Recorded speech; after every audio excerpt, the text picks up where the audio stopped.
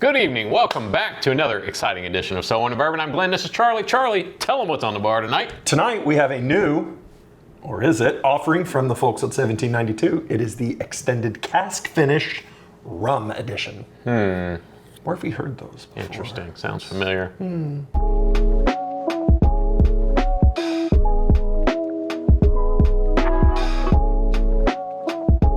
All right, Charlie, 1792. We're just going to roll through this. Extended cask finish. That's right. This is a rum finish. That's right. This is new, and this is usually where Glenn zooms in on the picture of the bottle. Very fancy, very elegant bottle of 1792. Is it? It is. It has beautiful labeling. Oh, yes. A little different. This neck is different. Oh, gold foil on the differentiates. There is a paragraph. You can't see it here. I mean, maybe you can. There's a paragraph on here about all the wonderful things about expressions and extended cask finishing. And what it boils down to is at 1792 that they age 2 years in whatever the cask is. So this one's a rum finish, This right? is rum finished. But they also make a Chardonnay, a Pinot Noir, and a Cognac. Okay. Where have we seen 1792 extended cask finish in those four particular... Oh yeah! Hark! Thomas More. These bottles that have been sitting on shelves for a long, long time? For a long, long time. What the inside information that we're getting is the Thomas S. More line is... That means dead. And it is being replaced with the 1792 extended cask finished. So what does that mean? If it's the same bourbon, if it's all the same thing, the Thomas S. More started life as an $80 bottle. You can now find it readily available in all major markets, and in our market, it's been marked down to sub $30. This little bubby is supposed to retail for the normal 40 to 50 range for 1792. Well, I'll tell you what, if I remember correctly, we really liked that bottle. I paid $26.99 for that, Yeah. and this was the Chardonnay finished, and we did like it. Now, one slight difference in my investigative journalism, the Thomas S. More is 97.9 proof. This little nugget here is 103.5. 103.5. So I don't know if it varies cask to cask. That's a Chardonnay. I don't know if that matches. I don't have a bottle of the Thomas S. More.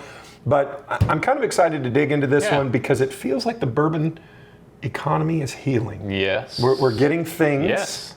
It may not be Maybe new not things. healing on the bourbon producer's side, but Yeah, maybe on but the purchaser's from the price side. So real quick. Yeah. So do we know for sure that's what's gone on here, or are we just speculating? Listen, I called 1792. I drove down there. They said, who the hell are you? Get off our Well, I property. just want to add that disclaimer. 100%. Yeah. And I think anyone who's watching this knows that we don't know what we're talking about. Most of the stuff we're making it up as we're going along, and there's nobody to fact check us. We're like Fox News or CNN. It seems to us that that's the logical thing that's happening. They had these cask finish series, this extended thing. That line didn't do well, and now here we are on this one. So let's get into the actual bourbon. Let's get into it. It has a beautiful color. I see with my little eyes a nice amber color. Yeah, it is. It is a nice kind of amber brownish, very sticky in the glass. Yeah, Puts it a really nice. is. I mean, it. I don't know if y'all can see that, but it really does run down the glass. It's very pretty, very oily. Can I make a quick disclaimer? Yes. I don't normally like rum or rum finished things. I'm just throwing that out there. Not that I dislike. It's not my go-to. I like rum. I've had a few rum finishes that I like.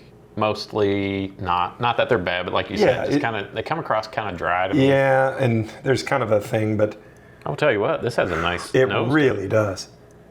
Getting a little bit of raisin or I get other type of dark fruit there.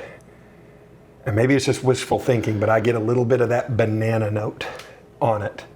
Yeah, I get that. A little like almost like a tropical salad, like a little molasses. Yeah, it's nice. There's just enough of the ethanol or the alcohol that you know that it's kind of over 100. But all right, I'm excited. Cheers. 1792.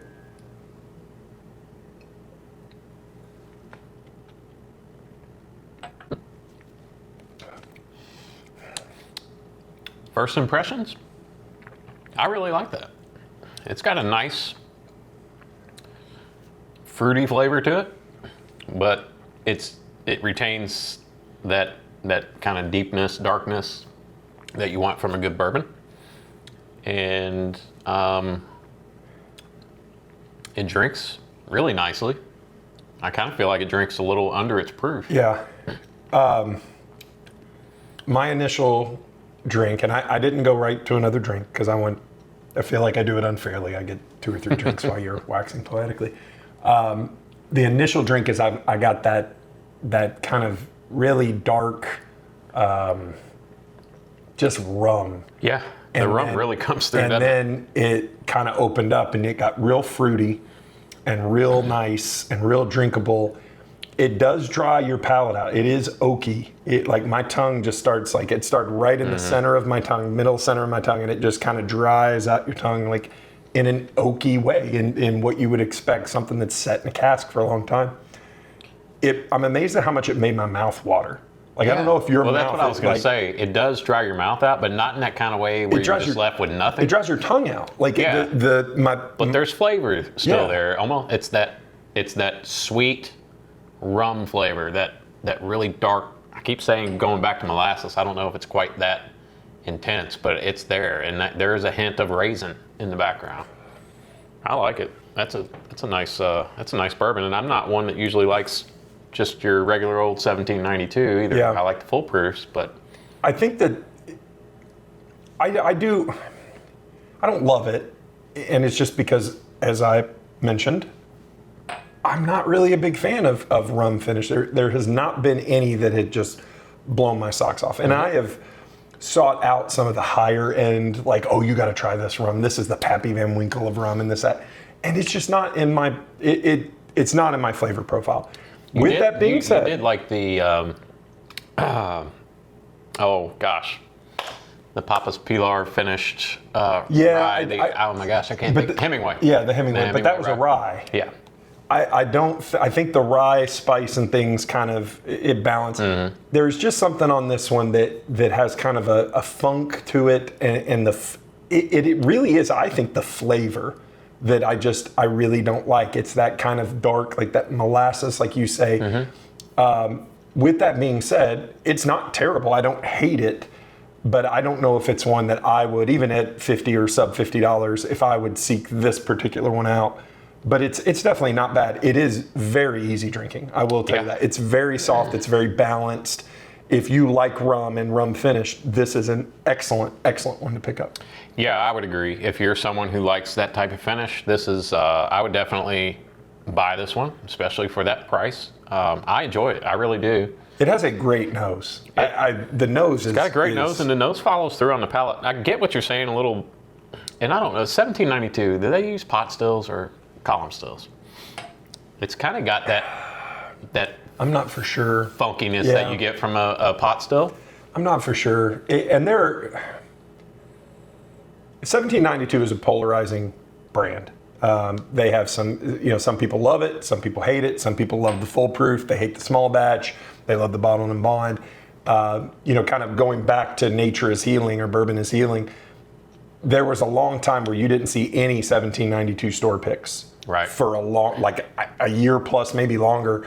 I'm starting to see more full proof and bottled and bond and single barrel store selections with the little gold star on it. Mm-hmm. So that makes me happy because I know when very early into my bourbon journey, those were readily available all over Louisville, and they were always the same. They were $25, $29, and they had some. I mean, there were some bangers. I've had some good ones. Yeah. So if you ventured into 1792 and didn't like it or whatever, seek out some of those store picks and let us know how those are going. I'm hoping that we kind of get back to that because I still associate 1792 with those really great store picks. There was Louisville Bourbon Hounds had a couple really good 1792 full proof barrel picks that I still have one unopened in my cabinet at home. I won't say how many I have, but I have a lot of them.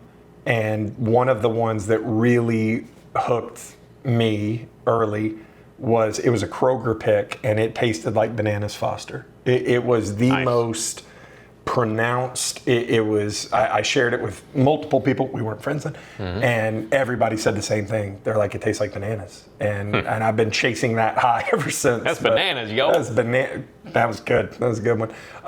You want to rate this one? Yeah, I would give this a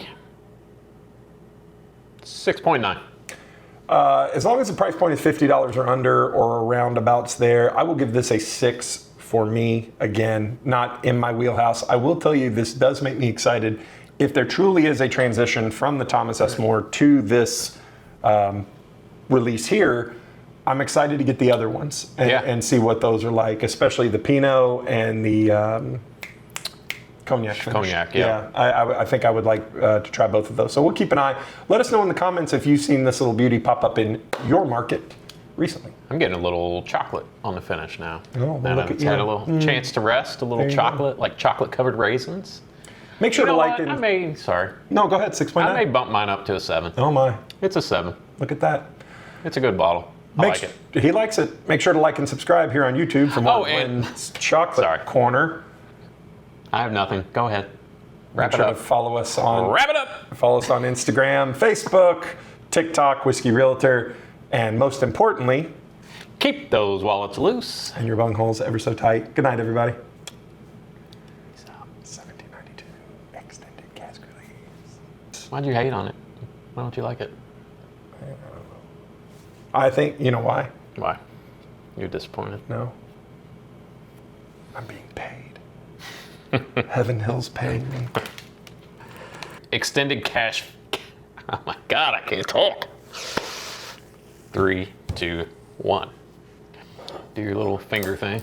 A lot of people like it when I do my little finger thing. Have a feeling it's not gonna pop.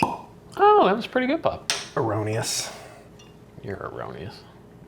And gets a good glug, glug, glug. Erroneous. Felonious. Booger on my screen. Oh, well, look at that. Oh yeah. Big hole in there. Smells good. Got a hole in your cork. Cork hole. Keep your Shut cork your hole cork tight. hole. Good evening. Welcome it again. 3, 2, 1. Cool. All right. Do you know anything about this? Yeah. Okay. You got the mash bill and the No. price. They don't. Yeah. Nope. All right, Charlie. So 1792, new release. The extended. 3, 2, 1. Andy, how have you been, Charlie? Haven't seen you in a week or so. I'm doing great. You just as grumpy as you were last week? Was I grumpy last week? Is that even a question? I mean, normally. You've been very violent with me the last couple episodes. Very short. If a woman You yell at me a lot. If a woman needs a slap, I'll give it to her. If your co-host is being hysterical and won't calm down, you Classic. Well, good evening. Glenn and Charlie here. So, Glenn Hawkersmith, joined always by Charlie Jennings. see, Canada lifted the tariffs on Kentucky bourbon today. We're winning. Breaking news. Breaking news. A lot of people say that. They said it couldn't be done. All right. Let's get serious. Try getting serious. All I could get was construction. Gosh. Go. 3, 2, 1. Good evening. Welcome again to Sowing the Bourbon. I can't remember what the hell I say. What do I say? Good evening. Good evening. Welcome to Sowing the Bourbon. I'm Glenn. This is Charlie. Charlie, tell me what's on the bar tonight. All right. Tonight on the Here bar we go. have. All I'll right, just I do got the it. whole You thing. shut up. 3, 2, 1.